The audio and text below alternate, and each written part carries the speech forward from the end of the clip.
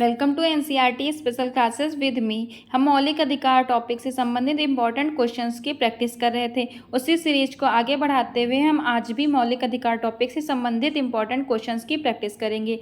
चलिए शुरू करते। पहला क्वेश्चन दिया, निम्न कथनों पर विचार कीजिए। इसमें से हमें चुनना है कौन सा कथन असत्य है। तो पहला ऑप्शन दिया है, बंदी प्रत्यक्षीकरण के द्वारा न्यायालय किसी गिरफ्तार व्यक्ति को न्यायालय के सामने प्रस्तुत करने का आदेश देता है। जी हाँ, बिल्कुल सही है। बंदी प्रत्यक्षीकरण के द्वारा न्यायालय किसी गिरफ्तार व्यक्ति को न्यायालय के सामने प्रस्तुत करने का आदेश देता है। अगला ऑप्शन है, बंदी प्रत्यक्षीकरण के अंतर्गत यदि गिरफ्तारी का तरीका या कारण गैर कानूनी या संतोषजनक है तो न्यायालय गिरफ्तार व्यक्ति को छोड़ने का आदेश देता है। जी हाँ, बिल्कुल सही है।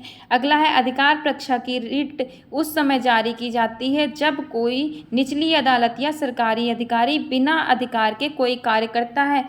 ये गलत है। अधिकार परीक्षा रिट उस समय नहीं जारी की जाती है जब कोई व्यक्ति निचली अदालत या सरकारी अधिनियम के अधिकार के बिना अधिकार के कोई कार्य करता है। अगला ऑप्शन है, जब कोई निचली अदालत अपने अधिकार क्षेत्र का अतिक्रमण करके किसी मुकदमे की सुनवाई करती है तो उच्च न्यायालय या सर्वोच्च न्यायालय उसे ऐसा करने से रोकने के लिए निषेध आदेश जारी करता है। जी हाँ, ये बिल्कुल सही है। तो हमें चुनना था कौन सा कथन असत्य है। तो ऑप्शन नंबर डी यानी केवल 3 हमारा गलत है, क्योंकि अधिकार परीक्षा की रिट न्यायालय द्वारा उस समय जारी की जाती है जब कोई व्यक्ति ऐसे पद पर नियुक्त हो या धारण कर लिया हो जिस पर उसका कोई अधिकार नहीं है।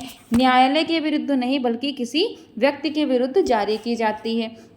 चलिए अगला क्वेश्चन देखते हैं। अगला क्वेश्चन दिया है, मौलिक अधिकारों के 2 वर्ग हैं। कुछ अधिकार केवल भारतीय नागरिकों को प्राप्त हैं, कुछ अधिकार नागरिकों और विदेशी नागरिकों दोनों को प्राप्त हैं। तो निम्न में से कौन सा अधिकार मात्र नागरिकों को प्राप्त है।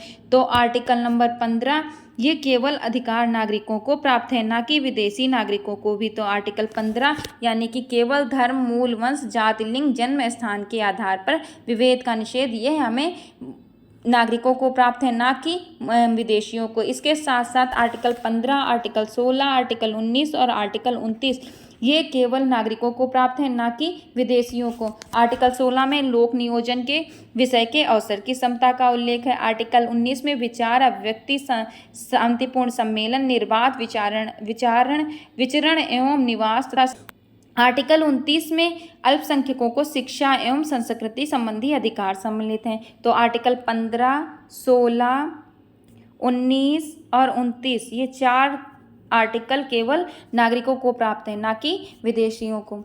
अगला क्वेश्चन है, निम्नलिखित में से कौन सा अधिकार भारतीय नागरिकों और विदेशी नागरिकों को समान रूप से प्राप्त है। तो पहला ऑप्शन है, कुछ दशाओं में गिरफ्तार और निरोध से संरक्षण का अधिकार। जी हाँ, बिल्कुल सही है। भारतीयों और विदेशियों दोनों को प्राप्त है। सार्वजनिक पदों पर नियुक्ति का अधिकार केवल नागरिकों को है।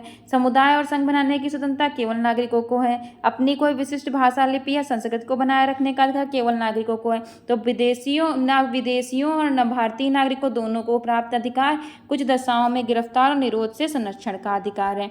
अगला क्वेश्चन है, आम चुनाव में वोट देने का अधिकार कौन सा अधिकार है। तो आम चुनाव में वोट देने का अधिकार हमारा वैधानिक अधिकार है। तो ऑप्शन नंबर बी हमारा सही हो जाएगा। अगला क्वेश्चन दिया है, निम्नलिखित में कथनों पर विचार कीजिए और हमें चुनना है कौन सा कथन सही नहीं है। तो पहला ऑप्शन दिया, सर्वोच्च न्यायालय ने संपत्ति के अधिकार को मूल ढांचे का तत्व नहीं माना है।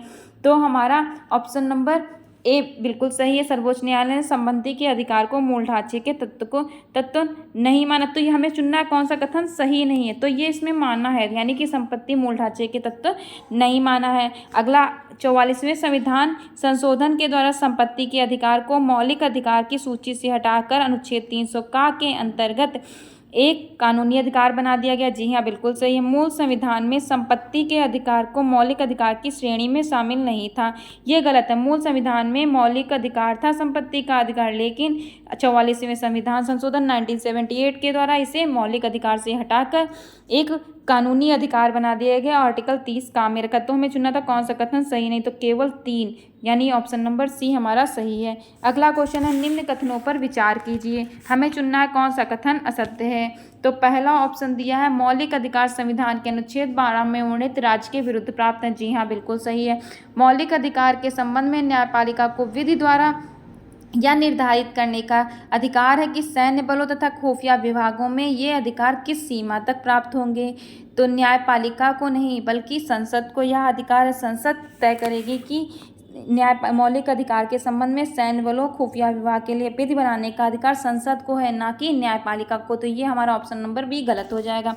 अगला है, जब कभी संविधान के अनुच्छेद 352 के अंतर्गत युद्ध या बाह्य आक्रमण के कारण आपातकाल की घोषणा की जाती है तो संविधान के अनुच्छेद 19 में उल्लेखित स्वतंत्रता संबंधी अधिकार का क्रियान्वयन विलंबित हो जाता है। जी हाँ, बिल्कुल सही है।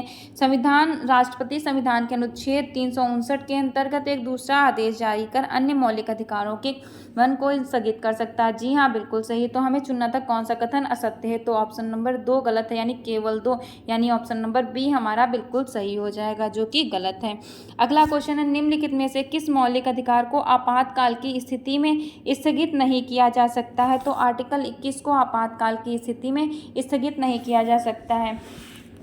अगला क्वेश्चन देखते हैं। अगला क्वेश्चन है, मौलिक अधिकार की श्रेणी में अनुच्छेद 13 में क्या उपबंध है। उच्चतम और उच्च न्यायालय की न्यायिक समीक्षा का संवैधानिक अधिकार। जी हाँ, यही ऑप्शन हमारा सही हो जाएगा, क्योंकि आर्टिकल 13 में उच्चतम और उच्च न्यायालय की न्यायिक समीक्षा का संवैधानिक अधिकार का उल्लेख किया गया है।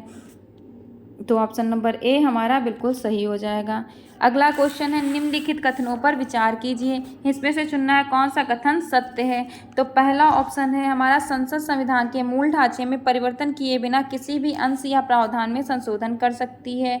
जी हाँ, बिल्कुल, संसद संविधान के मूल ढांचे में परिवर्तन किए बिना किसी भी अंश या प्रावधान में संशोधन कर सकती है। सर्वोच्च न्यायालय ने संविधान की मूल ढांचागत विशेषताएं केशवानंद भारती मामले के अपने निर्णय में दी थी। ये भी बात सही है। तो हमारे ऑप्शन नंबर 1 और 2 यानी ऑप्शन नंबर सी सही है। 1 और 2 दोनों। केशवानंद भारती 1971 में ये न्यायालय ने संविधान की मूल ढांचागत विशेषताओं का वर्णन किया था। चलिए अगला क्वेश्चन देखते हैं। अगला क्वेश्चन सुमेलित करने वाला है। तो पहला हम ऑप्शन दिया है, एक तरफ प्रावधान है, दूसरी तरफ अनुच्छेद है। इसमें से हमें चुनना है कौन सा अनुच्छेद सुमेलित है। तो कौन सा सही सुमेलित है। तो पहला, भारत में रहने वाले सभी नागरिकों को अपनी भाषा, लिपि या संस्कृति को बनाए रखने का अधिकार है। तो ये आर्टिकल नंबर 30 में नहीं बल्कि आर्टिकल नंबर 29 में उल्लेखित है। अगला, अल्पसंख्यकों को अपनी शिक्षण संस्थाओं की स्थापना करने तथा उनका प्रबंध करने की स्वतंत्रता है। ऐसा उल्लेख आर्टिकल 29 में नहीं बल्कि आर्टिकल नंबर 30 में है। कुछ दशाओं में गिरफ्तारी और निरोध का संरक्षण आर्टिकल 21 में प्राण एवं दैहिक स्वतंत्रता है, ना कि गिरफ्तारी और निरोध से संरक्षण। अगला है, अपराधों के लिए दोष सिद्धि के संबंध में संरक्षण आर्टिकल 20। तो ये बिल्कुल सही हो जाएगा, ऑप्शन नंबर डी हमारा सही है। तो सही सुमेलित कौन सा है, ऑप्शन नंबर डी। अगला क्वेश्चन देखते हैं। अगला क्वेश्चन दिया है सूची मिलान करने वाला है। एक तरफ रिट दी है, दूसरी तरफ दिया है अर्थ। रिट का अर्थ, तो पहला है बंदी प्रत्यक्षीकरण। बंदी प्रत्यक्षीकरण का अर्थ होता है सशरीर पेश करना, यानी कि ए का 2।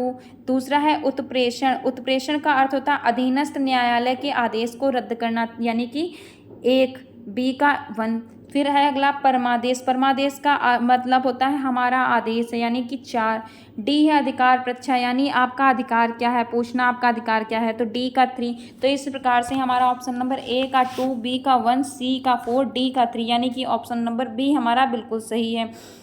अगला क्वेश्चन देखते हैं। अगला क्वेश्चन भी मिलान करने वाला है। इसमें दिया है, एक में अनुच्छेद दिया है, दूसरे में संबंधित प्रावधान दिए हैं।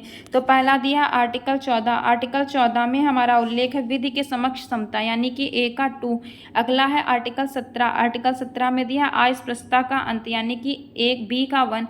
अगला है अनुच्छेद 16 का 16(4) का मतलब सरकारी नौकरियों में आरक्षण, यानी कि सी का 3।